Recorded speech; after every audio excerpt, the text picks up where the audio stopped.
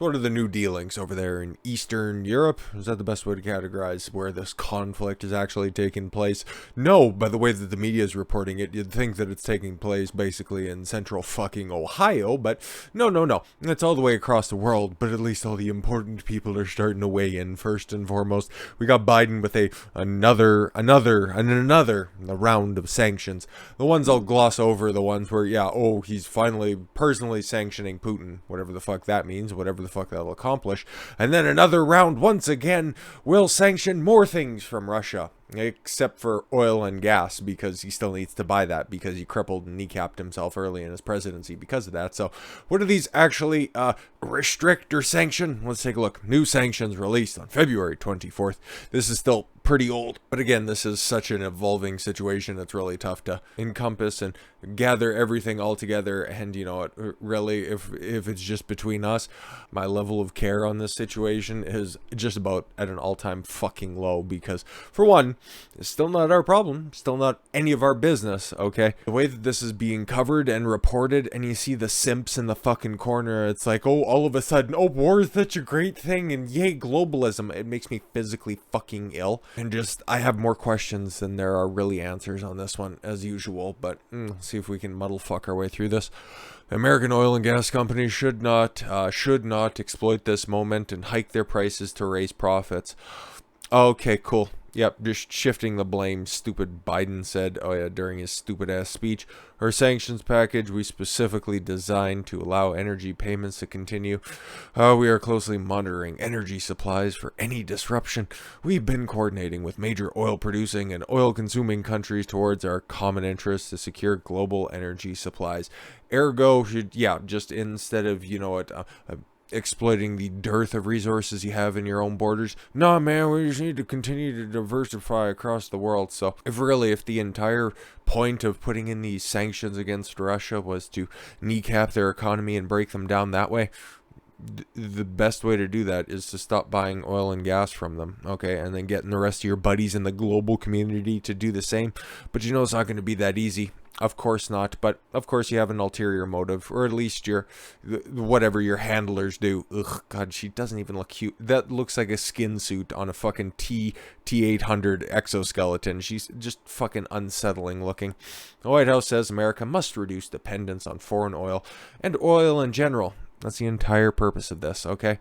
It's not about replacing the oil stores that had to get dipped in Thursday or Friday or something like that last week sometime for the second time during Joe's very short presidency so far. No, it's not about revoking any of those stupid executive orders that purposefully hamstrung natural resource development in the country. No. We need to continue to buy foreign oil, and we need to invest in windmills and solar and whatever other fucking worthless green policies. Ugh, God, this is just so brain dead. In a Sunday interview with ABC, White House Press Secretary Jen Psaki said that President Joe Biden wants not only to decrease America's dependency on foreign oil, but oil in general. Cool. What are vehicles supposed to run on then? Oh, see, that's the thing. They don't want you to own your own fucking vehicle. Just let the government just shuttle you around everywhere. The government or your mom and your dad, they need to be looking after everything that you do, because they know better than you. They know the best way to handle this conflict. They'll know the best way to handle the rest of the conflicts that could ever come up and arise in your life. Just stepping out of this shit for a minute over the weekend and then just re-immersing myself into this nonsense. That just became ever so clear. They just want to remove all personal autonomy from every single one of us in order to micromanage our lives. It's just so patently fucking obvious if you see it, because the way that they're going at this is so fucking backwards and stupid, okay? Because do we even know why all of a sudden Russia just decided to invade Ukraine? Why did they go step by step? Has anybody even proffered an opinion on that? Has anybody even thought of that in the background? No. It's just simply Russia man bad. And what should we be doing in response to that? Oh, I don't know. Doing a whole bunch of really stupid fucking sanctions out there. Okay. Liquor stores remove Russian vodka from inventory. How exactly does that sanction Russia? Okay, that hurts Russians. Okay, that could potentially hurt Russian people. Or if you're just stupid like some of these liquor stores. This is one specifically in Wichita, Kansas, has removed 3 different brands of Russian vodka from the store shelves in a protest. Okay. Similar move up north, minority leader in Ontario provincial government in Canada called the province of state-run liquor store to do the same thing, saying our allies in Ukraine are under attack of Russia and they need our help by pouring out the bottles that you already bought. And who's even to say if that vodka's distilled and created in Russia, or if they're just, like a licensing partnership, like the way that a Bush beer is brewed through, I think it's the Labatt Corporation in Canada. Yeah, we don't have like straight from the fucking tap Budweiser up here, okay? It comes through, it's either Labatt or Molson. I don't know beer, but all I know is that they run through somebody else. It's like, you guys, just because it says fucking Russia's finest or a Putin reserve, whatever the fuck it would say on the bottle. Again, I'm not a drunk. I don't know this nonsense, but when you just make decisions based on, we need to support Ukraine because that's what everybody else is doing, maybe you should stop and realize that mob mentality, more often than not, is a fucking wrong course of action. We've seen it over and over again. But speaking of guys who make the wrong decision over and over again, Canada, okay? Canada, Trudeau, okay? At least he's taking a little step further, okay, than Biden. He's banning crude oil imports. Cool. I fully anticipate by Easter, probably Easter, $2 a liter gas. It's exactly where we're heading. It's already up here. I don't know where it is where you're at. $1.47 or something like that. I think I've seen for regular. It's fucking atrocious. I've never ever seen that high. And not but 2 years ago, we were flirting once again with lows that I've never seen in my life. Okay, to fill up the gas tank of my vehicle right now, it would be $150. No kidding. So thanks, Trudeau. You're really making an impact out there, you fucking lump of shit. But like I said, everybody's on the side of Ukraine, which definitely leads me to believe that this is the right thing to be doing. Because you have Lady Gaga, Brian Cox, Andrew Garfield, Michael Douglas, lead stars, speaking out against Russian invasion, wearing colors of the Ukrainian flag at the SAG Awards. Yes, the Film Actors Guild Awards were held last night. Fill in your own anagram. And they're out there giving their pleasantries, the hashtag pray for Ukraine, whatever the fuck else they're acting out in real life, because they have their pulse on the situation. If the media, if the elected officials, especially this current crop of elected officials, and the important people are all on the same page, that whatever they're supporting, that's the right thing to do. So you should continue to do that, okay? And then these other just petty, nonsensical sanctions that are out there. I found this funny to begin with, but now we're here. Russian porn stars moaning. Get it? New York Post. You guys are too clever. After they're banned from OnlyFans during Ukraine invasion. But I don't really get that. Why are they banning Russian porn stars? It's the internet, okay? I've never seen a retaliation like this in my fucking life. Like, this is going, okay, directly after Russian people.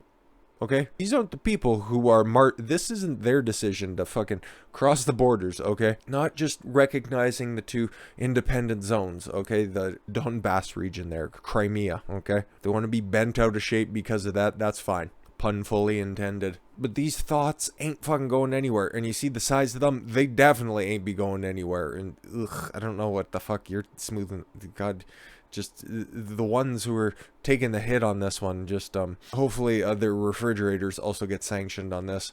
Like I said before, I have never seen the world lash out like this and then go directly after the people themselves.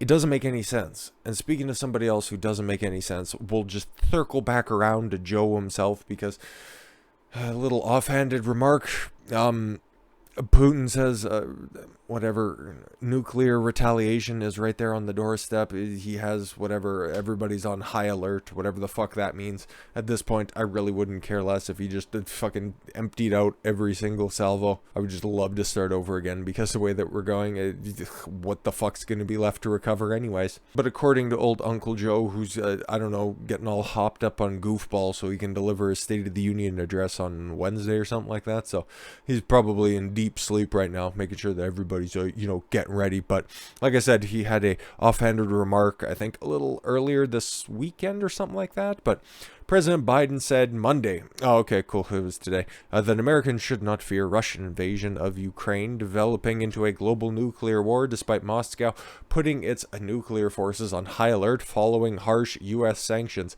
Again, this is a conflict between Russia and Ukraine, okay? I don't know why everybody else is fucking wading dick deep into this, but whatever. Should Americans be worried about nuclear war? Reporter said, asked the president following a Black History Month event at the White House. Ugh, God, just fucking more nonsense. God, see, it's just layers of shit over and over again. I don't look forward to doing these stories every fucking Monday. God, it's just old man mutters something, fucking hopefully he doesn't fall over, and then everybody wonders, what the fuck is Kamala doing? Cool, wonderful, rinse, repeat, continue. But yeah, what else did he mutter into his soup? No, Biden replied. Russian President Vladimir Putin directed his military Sunday to move to a heightened readiness to launch nuclear wars because of aggressive statements by NATO countries.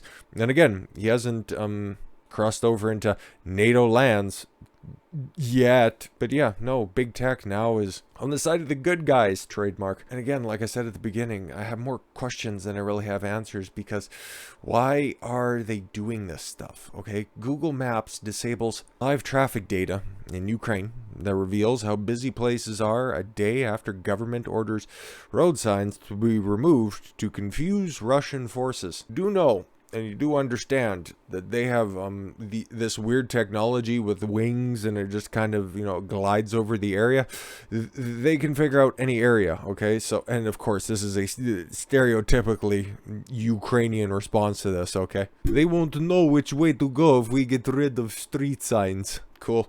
Why don't you just lay little fucking bits of kubasod down the road, and hopefully all of their dogs will just go out of town too. I'm sure that'll be a fucking big hit. But it's like, just another one of these things where it's like, you're fucking around with the internet. Why exactly? Oh, to obfuscate from what Russia's doing. But then at the same time, they're also taking down communications to the Russian world to see what they're doing, okay? Because Russia Today, which is CBC's equivalent over there, it's being taken down from all the different app stores.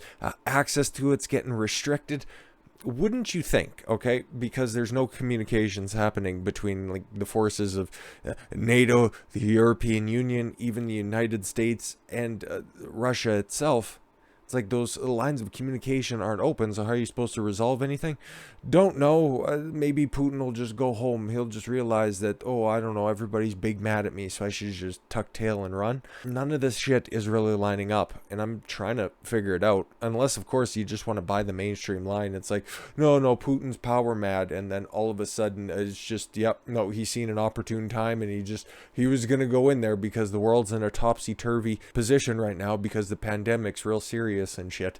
Okay, sure. And it's that type of situation where I'm tacitly agreeing, and this is a weird situation. Once again, maybe it's because I feel and sound like absolute dog shit right now, but I find myself agreeing in principle, not in practice, with AOC and Bernie Sanders. Hear me out on this one before you turn off the channel, or turn off the video, whatever, or the channel. I don't care. Fucking leave in droves. I don't give a shit anymore. AOC and Bernie Sanders, a Democratic Socialist groups, blames the United States for the Russian invasion. I agree of Ukraine, and demands NATO is scrapped. I super fucking agree. Because if you take a look at the history of NATO itself, it was formed in as a response to the Warsaw Pact, which, founding document and or a very important document for foundation and the crystallization of the USSR, okay? And then once the Warsaw Pact was dissolved, NATO had a standing promise with Russia that they wouldn't start to expand any further, and then they're like, nah, lol, we do what we want. So it's more or less just a big intercontinental globalist pact, and I want it dissolved, but for the reasons that they say, it's absolutely absurd, and they're getting roasted because of it, mostly because it's coming from the pro-war, not left, right, center, the pro-war wing of everybody. But they make a good point. You should get rid of NATO and Biden is directly to blame for this one, but you should call him out by name. U.S. must end the imperialist expansionism that set the stage for this conflict. Again, I like their points. It's just their justification is completely fucking off base once again. But what's all this fear-mongering actually doing? Well, it's just pushing all of these unaffiliated countries, at least the ones that are remaining, to be unaffiliated. And it's just pushing them deeper into this globalist expansion that's just it's fucking disheartening, to say the least. Debate on NATO membership will change after Russian invasion of Ukraine. Finnish official. Finland and Sweden are two of the big European countries that are still not in NATO. There's a couple more of the similar size that are just standing out there as well. They just were off on the outside and being like, no, that's fine. We'll just wait. But you have these people that all think, oh yeah, we need this strength in numbers approach to this stuff because big scary tiny Russian bear riding man, he's gonna come and get us up here in Finland. Whatever. No, we need to present a united front against mean totalitarianism. Cool. Where was your response to Trudeau invoking the Emergency Act? Anyways, so like I said, it's pushing some unaffiliated countries towards some globalist cabals. People are cheering. And now you have Ukraine wanting to join the EU after years and years and years and years of trying, after decades of trying, really. All of a sudden, this war that materialized out of absolutely nowhere with the seemingly universal support, nobody questioning anything, and then the EU gets exactly what they want. Meanwhile, not but a few weeks ago, okay, people were having legitimate concerns when it comes to the EU, and then all of a sudden, what, they're the good guys because nothing has changed? Okay. Ukraine President Zelensky signs application to join EU. Oh, when he was elected, he had a big independent Ukraine streak, but now all of a sudden, corrupt Ukrainian officials going to be corrupt Ukrainian officials. You hate to see it. Ukrainian President Volodymyr Zelensky has signed an application formally requesting the Ukraine join the European Union, according to a photo posted by Ukrainian officials on February 28th. Zelensky urged the EU to allow the former Soviet Republic to immediately join the bloc, saying that membership would put Ukrainians on equal footing with other members. This is like being in the throes of a fucking stroke and then signing up for health insurance. The big fucking play here. I'm sure it's fair, he said. I'm sure it's possible. Yeah, okay, sure. Maybe you'd be tipping your hand and maybe in actuality, maybe this conflict, there'd be some skeletons in the closet, okay? Because when it comes to actually getting, on the ground reports, like we hear, okay, 5,000 Russian troops have been body bagged, and how many Ukrainians have been hurt in this situation? Oh, there's buildings that are being shelled. Oh, okay, cool. And there's mysterious symbols that are being painted on top of these buildings, even though they continue to just the Ukrainians continue to overwhelm the Russian troops that show up in the specific strategic areas that, aren't on the places that voted for their independence like about a decade ago in order to join Russia again. And none of this stuff is really lining up. And then all of a sudden, the man who campaigned on being a strong, independent leader for Ukraine wants to join the biggest globalist cabal on the books. I don't know, man. Zelensky's social media account posted a photo of the signing of the Ukrainian parliament's Twitter account. The move to sign the application was made on the 5th day of the Russia-Ukraine conflict as delegations from both countries met at a location near the Belarusian border. Yeah, and apparently those meetings ended with nothing really happening. Ceasefire talks are apparently ongoing, but they're just not producing any results. So who knows where we're going to find ourselves tomorrow. All I know is that these quote-unquote sanctions aren't really affecting the people that they're intended to affect, or maybe that's the entire point of it, and they're exactly a dead bang on this one to make everybody even more miserable, taking away and snuffing out whatever hope remains in people that has been restored by the fact that people are starting to realize that maybe all of this pandemic shit was absolutely just in fact that.